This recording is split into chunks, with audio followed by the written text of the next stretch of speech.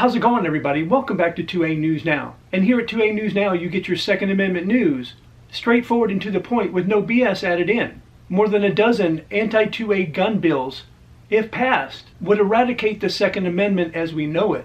Bills that would ban the sale and manufacture of commonly owned firearms, restrict where lawful and licensed gun owners can carry, establish a waiting period, and more are headed to the first committee hearing in Richmond, Virginia on Monday. The Senate's Courts of Justice meeting kicked off at 8 a.m. Monday morning with a full slate of Second Amendment infringements on tap, along with a pair of pro-Second Amendment measures that are unlikely to survive their initial encounter with the Democrat majority committee. The new question is whether any of the 16 gun control bills will garner enough Democratic opposition to defeat the measures in committee.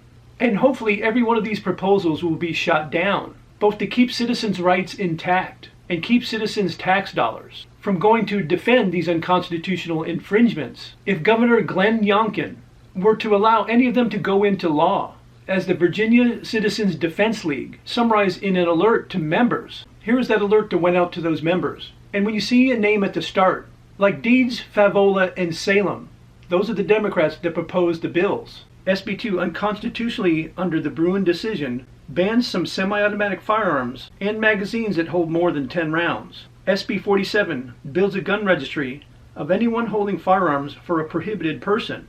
SB 55 creates a 3-day wait for purchase of firearms.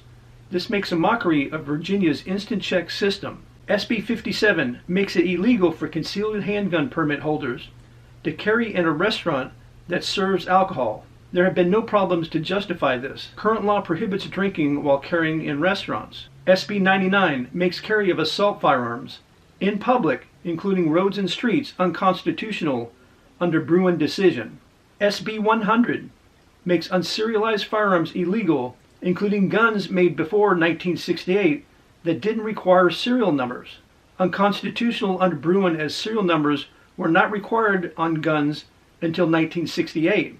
SB 258 adds more things judges shall or can consider when issuing a substantial risk order. SROs do not get a person in crisis any help at all, and are also unconstitutional under Bruin. SB 273 creates a 5-day wait for purchase of firearms. This makes a mockery of Virginia's instant check system. SB 319 takes away firearms rights for assault of a dating partner, also unconstitutional under Bruin.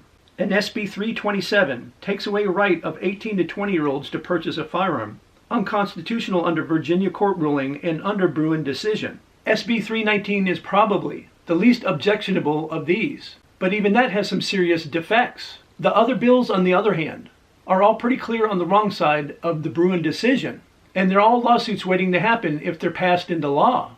Gun bans, waiting periods, gun-free zones, red flag laws, banning young adults from exercising their Second Amendment rights, and a vast majority of these are already subject to post-Bruin litigation, and we've seen courts around the country declare many of these policies a violation of the right to keep and bear arms. While the Senate is taking up its gun control agenda on Monday, Democrats, in a narrow control of the House of Delegates, are a little further along with their schemes. As the Virginia Shooting Sports Association reports, the House Public Safety Committee rubber-stamped its own stack of infringements on Friday. And here is that list. HB 46, firearm transfers to another person from a prohibited person.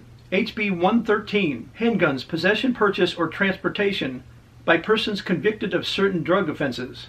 HB 54, firearm/explosive material, carrying within Capitol Square or building owned or leased by Commonwealth. HB 2, assault firearms and certain ammunition, etc. Purchase, possession, sale, transfer, etc. prohibited. HB 173, plastic firearms and unfinished frames, etc. Manufacture, import, etc. prohibited penalties. A substitute was offered, an amendment to exempt unserialized firearms commercially manufactured prior to 1968. And HB 466, concealed handgun permits, reciprocity with other states. All of these are offensive to our rights, but HB 466 is a particular petty attack on a right to carry and forbids reciprocity agreements with other states unless their criteria to carry meets or exceeds those in Virginia. Governor Youngkin has said in the past that the state gun laws are tough enough but past statements are not always indicative of future performance, and gun owners shouldn't be silent now. Even if they believe the governor has their back, legislators need to hear more from us, even and maybe especially those who live in blue districts. Lawful gun owners aren't a problem that needs to be solved, but we do have a couple of crises that are in desperate need of serious attention by lawmakers in Richmond. If they want to do something to improve our lives and our safety, it's time to give serious attention to the opioid epidemic and crumbling mental health system in the Commonwealth and also around the country, instead of engaging in a massive resistance to a Supreme Court decision protecting individual rights. I've said it before and I'll say it again. The gun-hating Democrats are obsessed with trying to infringe on our Second Amendment rights and the rights of law-abiding citizens. The law-abiding citizens are not the problem. And yet most, if not all of these proposed laws, if passed, would do nothing to stop criminals from committing crimes. It just would inhibit or completely stop the law-abiding citizen from trying to protect themselves and their family from the criminals that don't follow the law. As always, I would like to hear your thoughts about today's video in the comments section down below. And if you'd like to help the channel out and help it grow, I really would appreciate it if you just take a couple of seconds of your time to like, share, and subscribe and hit those post notifications. And I invite everybody back to watch my next video.